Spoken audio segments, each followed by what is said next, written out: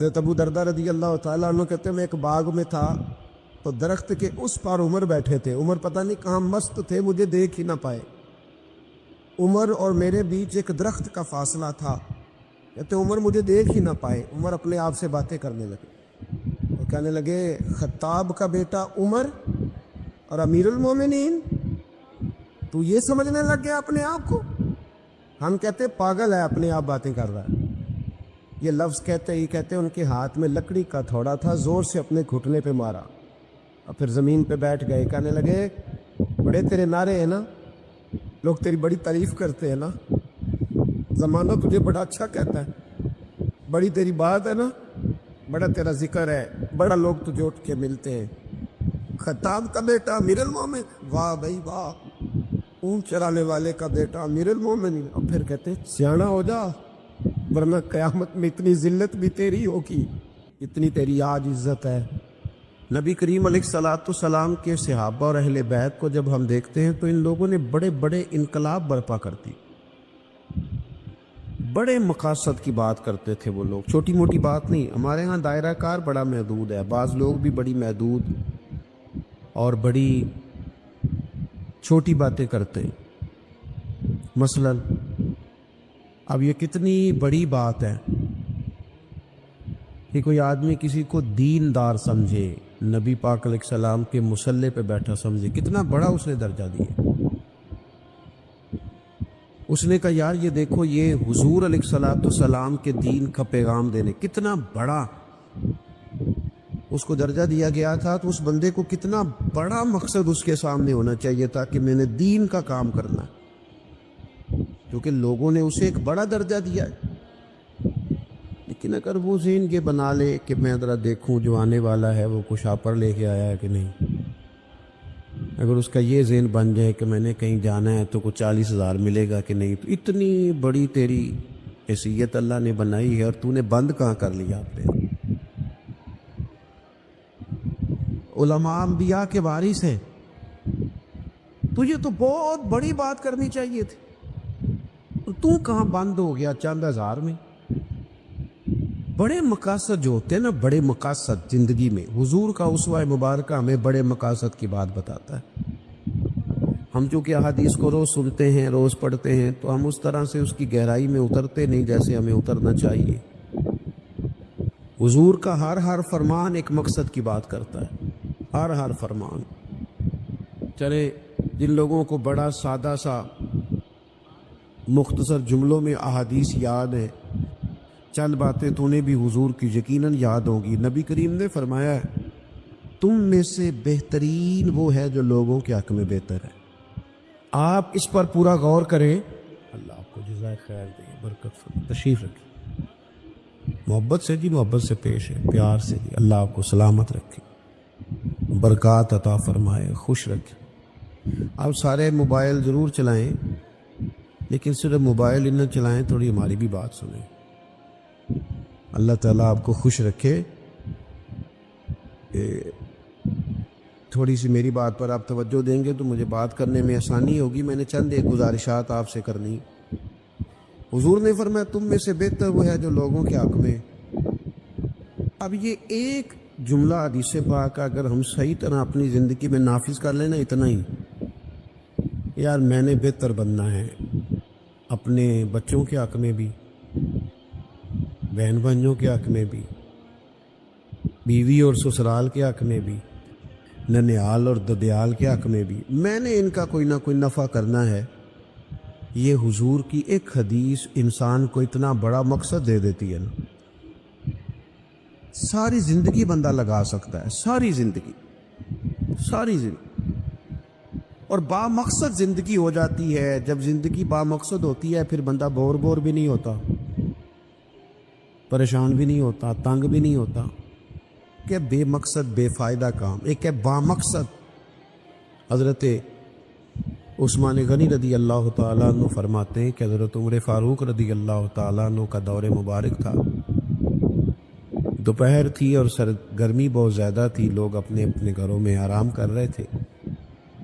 مجھے کسی مجبوری کے لیے اپنے گھر کی چھت پہ جانا پڑا تو میں نے دیکھا کہ ایک شخص بوڑھا اونٹوں کو ہانکتا ہوا آ رہا ہے.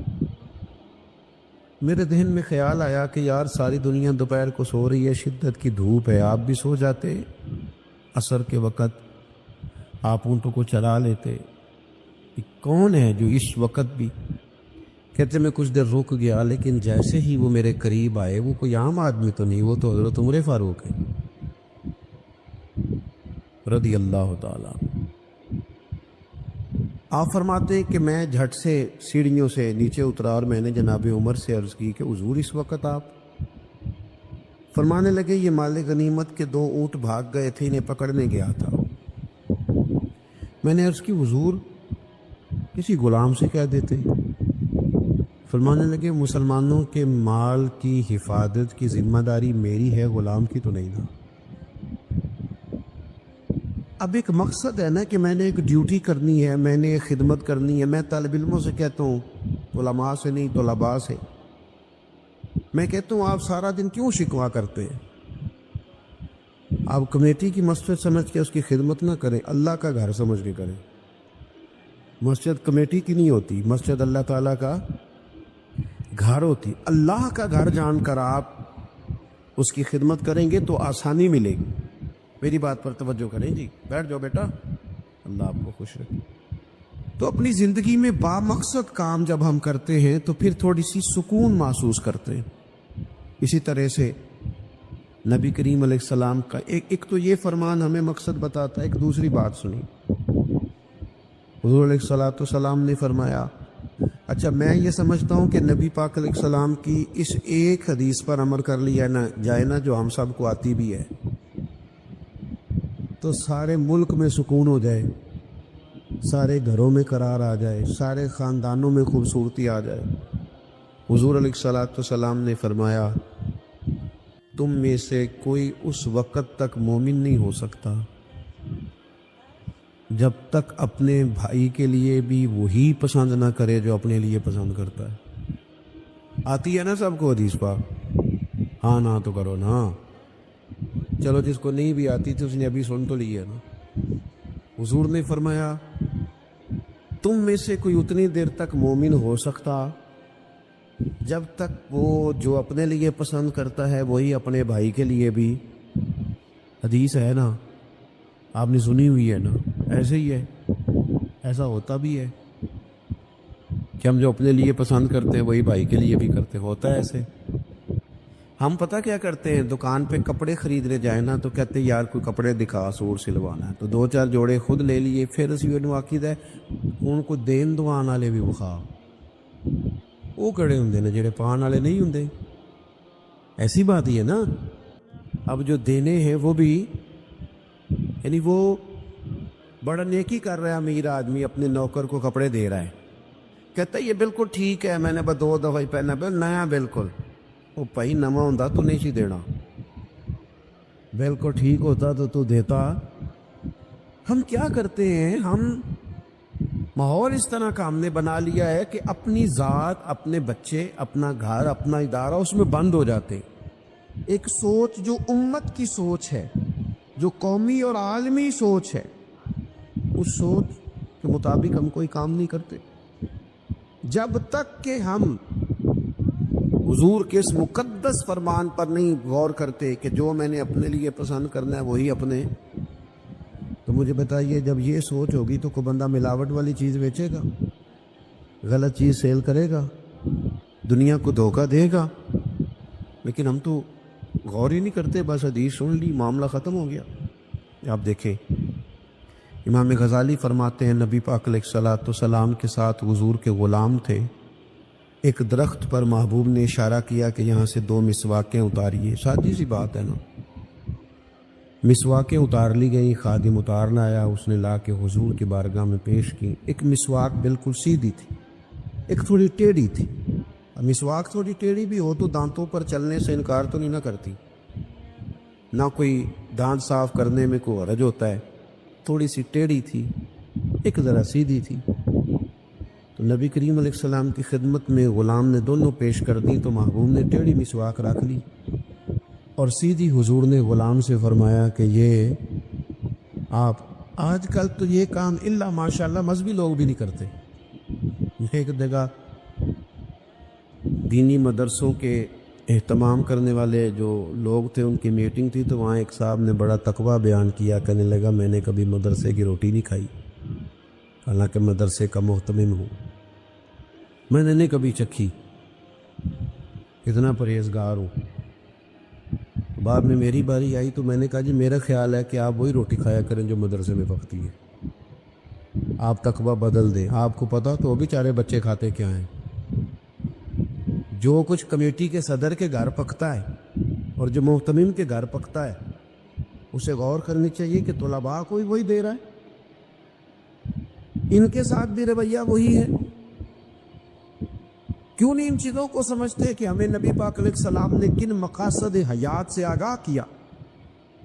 اللہ کے حبیب علیہ السلام نے فرمایا تیری مسواک مجھے دے دو، عرض کی حضور میرے ماں باپ قربان ہو، میری روح میری جان قربان ہو، آپ سیدھی رکھیں۔ حضور نے فرمایا نا بھائی میں نے خود ہی تو امت کو قانون دیا ہے کہ مومن وہ ہے جو اپنے لیے پسند کرے وہی اپنے بھائی کے لیے بھی پسند کرے۔ اخلاقاً ایک بات اپنے دل سے پوچھیں، میں اپنے آپ سے پوچھوں، کیا ہمارا بہو کے بارے میں بھی وہی ذہن ہے جو بیٹی کے بارے میں؟ وہ ساری گنجائشیں، وہ ساری معافیاں جو بیٹی کو ملتی ہیں، اور نہیں ابھی بچی ہے تو نہیں ابھی چھوٹی ہے تو نہیں ہم نے ابھی کام کرائے نہیں تو نہیں ابھی مطلب اس پر کوئی بوجھ ڈالا نہیں تھا تو نہیں ذرا یہاں ماحول اور تھا، یہ جتنی کہانیاں بیٹی کے حق میں یاد ہوتی ہیں۔ مومن تو وہ ہے نا جو اپنے لیے پسند کرے وہی اپنے، تو یہ ساری کہانیاں بہو کے حق میں کیوں نہیں یاد آتی؟ یہ کیوں نہیں یاد آتی؟ یہ جو ہم اپنے داماد کو مشورہ دے رہے ہوتے ہیں کہ چل پتر غصہ نہ کر، آہستہ آہستہ ٹھیک ہو جائے گی، تو یہ والا مشورہ اپنے بیٹے کو کیوں نہیں دیتے بہو کے حق میں؟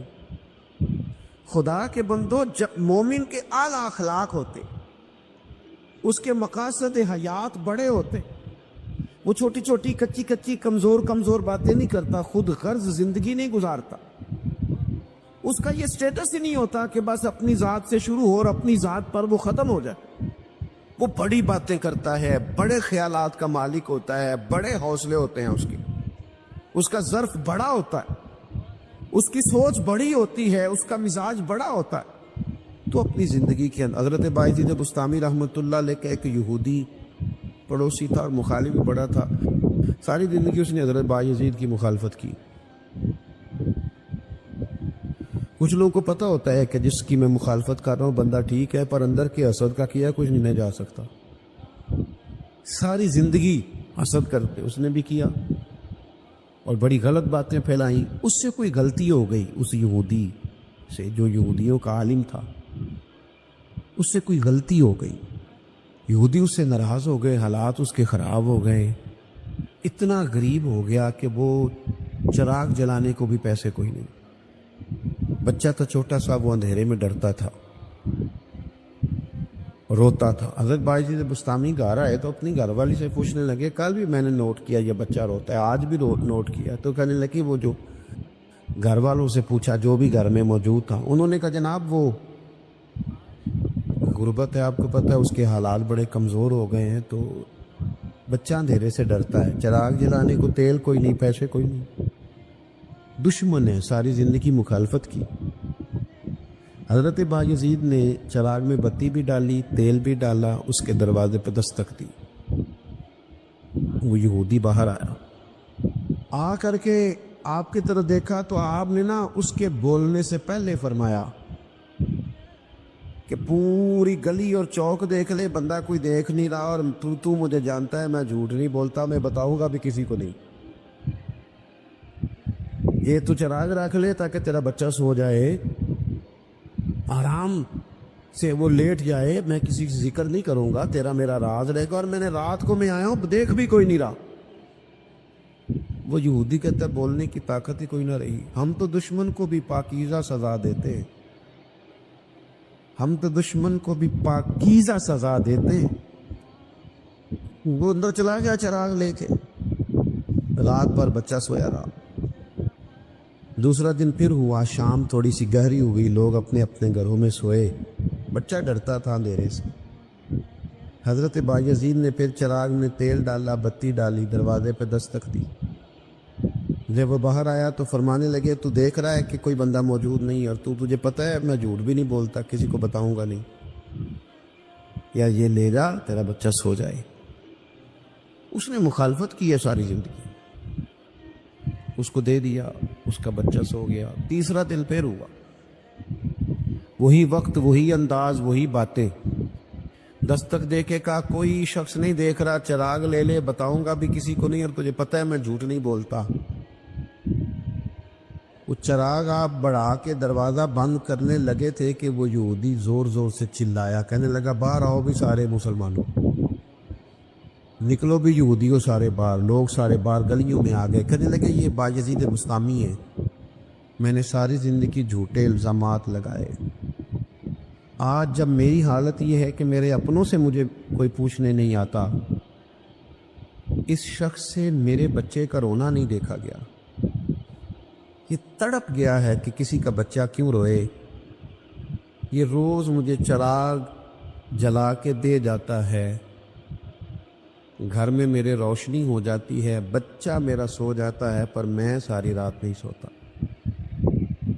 میں آج تم سب کو گواہ بنا کے کہتا ہوں، جو میں نے ان کے بارے میں زندگی بھر کہا وہ سارا غلط تھا، اور یہ بھی تمہیں بتاتا ہوں کہ پہلے میں نے دین اسلام سنا تھا، 3 دن ہو گئے میں دین کو دیکھ رہا ہوں، پہلے سنا تھا میں دیکھ رہا ہوں۔ کہنے لگا میں تم سب کو گواہ بنا کے کہتا ہوں کہ بایزید بھی سچے ہیں، بایزید کا دین بھی سچا ہے، اور جس رسول کا یہ کلمہ پڑھتے ہیں وہ رسول بھی سچے ہیں۔ اس نے کلمہ پڑھا اور مسلمان ہو گیا۔ ہمارا یہ حال ہے کہ سگا بھائی کہتا ہے کہ مجھے کارنر والا پلاٹ چاہیے، وہ پھر ساری باتیں یاد آ جاتی ہیں اس کو، کہتا ہے کارنر والا چاہیے کیونکہ کام تو پہلا میں لگا سو، کمائی تو پہلے میں نے کی تھی، لہذا چھوٹا بھائی جو ہے وہ تو دیر سے آیا تھا تو اس کا تو حق ہی نہیں بنتا وہ پیچھے جائے، اور کارنر والا پلاٹ یہ زیادہ دیر نہیں لگے گی، 20-25 سال گزریں گے۔ اس طرح آپ والد کو پریشان کریں، اس طرح آپ کے بچے آپ کو کریں گے، خدا نہ کرے وہ بھی کہیں گے ابا یہ کارنر والا میرا ہے، تو کدھر سے آ گیا۔ تو حضور نے ہمیں اعلیٰ مقاصد، اعلیٰ اخلاق، اعلیٰ کردار، بڑی باتیں کرنے کا، ہمارے پاس بڑی کہانیاں ہوتی ہیں پر ساری اپنے حق میں، بڑے دلائل ہوتے ہیں پر سارے اپنے حق میں، بڑی باتیں آتی ہیں پر ساری، ہمارے ایک بزرگ کہا کرتے تھے میں ایسے بیوقوفوں کو جانتا ہوں جو کوئی چیز بھی پھینکے نا تو اپنے گھر میں پھینکتے ہیں، حالانکہ بولے بھلے بیوقوف اپنے گھر میں پھینکے۔ تھوڑی سی نا خود غرضی کی چادر اتاری جائے، بڑی سوچیں پیدا کی جائیں، بڑے مقاصد پیدا کیے جائیں، تھوڑا سا نا بندہ کسی کے لیے بھی کبھی دعا کرے، کبھی اس کی آرزو ہو کہ کسی اور کے حق میں بھی وہ خیر کا جملہ کہے۔ حضرت مولا علی شیر خدا کرم اللہ تعالی وجہہ الکریم، میں نے یہ دیکھا ہے کہ جو بندے جس کے بچے روز 4000 کے برگر کھا جاتے ہیں نا، اس کا ملازم اگر کہہ دینا کہ جناب اس دفعہ نا میرے لیے کچھ مشکل آ رہی ہے، کو 5000 ایڈوانس چاہیے،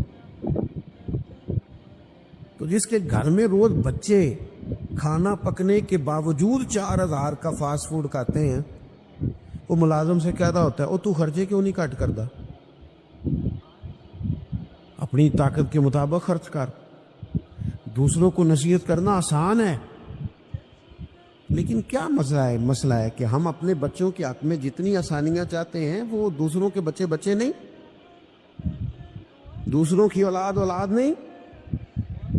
دوسرے کے گھر میں روشنی ہوگی تو ہم کیا سمجھتے ہیں کہ دنیا سے روشنی کم ہو جائے گی؟ کبھی بھی نور بانٹنے سے نور کم نہیں ہوتا۔ ایک شمع سے ہزاروں دیے بھی جل جائیں تو پہلی والی کی روشنی میں کبھی کمی نہیں آتی۔ اس لیے چھوٹی سوچوں سے باہر نکلا جائے، بڑی مضبوط مستحکم یہ سوچیں زندگی میں پیدا کی جائے۔ اگر ہم محدود زندگی گزاریں گے تو پھر ٹھیک ہے، اپنی ذات سے بات شروع ہوتی ہے، اپنی ذات پہ ختم ہو جاتی ہے. اور یہ اس ملک میں یہ باقاعدہ پرموٹ کی گئی ہیں چیزیں. پرموٹ، جب تک کوئی میرے ساتھ چل رہا ہے تب تک وہ بالکل ٹھیک ہے، اور جس دن میرے ساتھ نہیں اس دن کوئی نہیں سمجھ آ رہی آپ کو میری بات کی. ہمیں ساری دنیا کو بھی بدنام کرنا پڑے تو ہم نے ہر اس شخص پر الزام لگانا ہے جو میرے خلاف ہے. ایسا نہ کریں. آپ ان چیزوں سے تھوڑا باہر نکلیں. اور یہ سارے کام کرتے ہیں، کسی ایک کا نہیں مسئلہ، سب سیاسی، سماجی، فلاحی، الا ماشاء اللہ مذہبی. جو میرے ساتھ ہے وہ ٹھیک ہے، جو میرے ساتھ نہیں بندہ ہی ٹھیک نہیں. سرے سے بات ہی ختم ہو گئی. او خدا کے بندو، یہ دعویٰ صرف نبیوں کو سجتا ہے، صرف رسولوں کو سجتا ہے. باقی کوئی شخص یہ دعویٰ کرے تو دعویٰ اس کا 100% غلط. تو اپنی زندگی کے اندر ان باتوں پر ضرور غور کرے. کیا حضرت مولا علی شیر خدا کرم اللہ تعالی وجہ الکریم گھر سے نکلے، اپنے غلام سے کہنے لگے آج ذرا خریداری کرنے چلے. بازار تشریف لے گئے. وہاں سے 2 سوٹ خریدے. ایک ذرا کم قیمت کا تھا، ایک ذرا زیادہ قیمت کا تھا. اب وہ خرید کے دونوں تھیلے میں ڈال لیے. آپ کا خادم کہتا ہے میں سمجھ گیا، جو مہنگا ہے وہ آقا کا ہے اور جو سستا ہے وہ غلام کا ہے. کہتے لے کے واپس آئے. وہ چوک آ گیا، وہ جگہ آ گئی جہاں سے حضرت مولا علی نے اپنے کاشانہ نور پہ جانا تھا اور میں نے اپنے گھر جانا تھا. کہتے ہیں حضرت مولا کائنات فرمانے لگے ذرا میرے والا جوڑا مجھے دینا.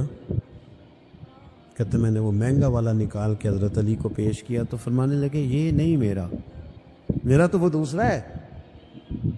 مجھے بتائیں کہ روب کپڑوں کا ہوتا ہے کہ کردار کا؟ بولیے. 10 لاکھ کا جوتا ہو اور 20 لاکھ کا جوڑا ہو، 1.5 کروڑ کی پجارو ہو اور جناب 20 کروڑ کا گھر ہو، پر پیسے ہوں کرپشن کے، تو لوگ کوٹھی کے دروازے پہ کھڑے ہو کے کہہ دیتے ہیں غلط مال ہے اس کے پاس، بندہ ٹھیک نہیں.